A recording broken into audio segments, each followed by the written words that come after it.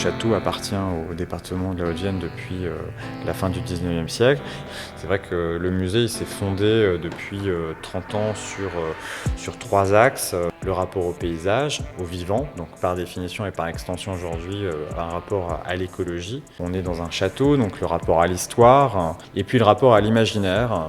On essaie toujours de mixer, mélanger, proposer au public au moins deux expositions complémentaires.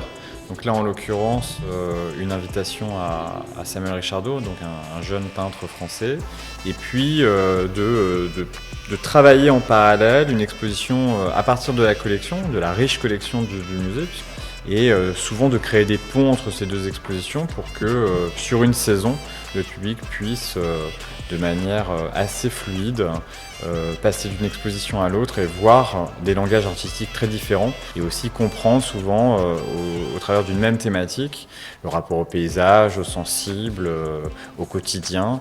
Je revendique des racines paysannes.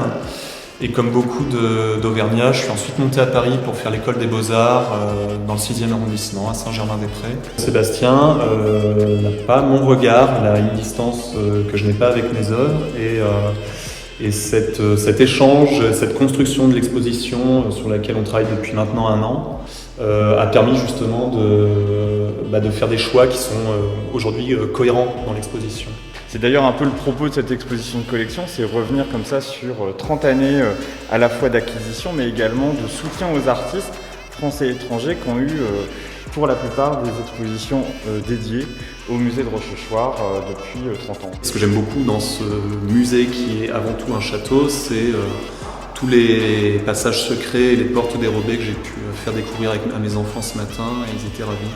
On va parler à la fois de l'apparition d'un arc-en-ciel, du vol d'oiseaux.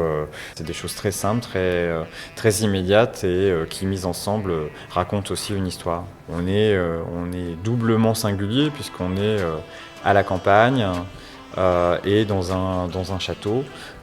C'est une expérience inédite pour le public parce qu'il peut découvrir à la fois des éléments architecturaux, une histoire qui s'enracine sur quasiment 1000 ans. Le fait que ce soit dans un château, c'est stimulant. Il regarde aussi la partie château. Moi, je vois une explosion avec des débris qui partent un peu partout, avec un centre d'explosion. Ce que j'aime bien dans l'art contemporain, c'est que ça nous dérange un peu. Donc. Voilà, il se passe quelque chose, quoi. Mais c'est moi, mon ressenti par rapport à ce tableau. On est des passeurs d'idées, des passeurs d'images. Le département de la Haute-Vienne a joué de beaucoup d'audace en créant ce lieu. On n'a pas besoin d'aller à Paris ou à Bordeaux ou à l'étranger pour voir des expositions d'artistes français ou étrangers importants.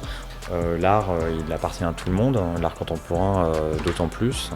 C'est vrai que cette espèce de contraste entre l'art contemporain et le paysage, c'est ce que je trouve remarquable ici. C'est un lieu de beauté, c'est un lieu de calme, de sérénité, d'art. Si le public voit ce qu'on a voulu dire, je crois qu'on est touché et on est content.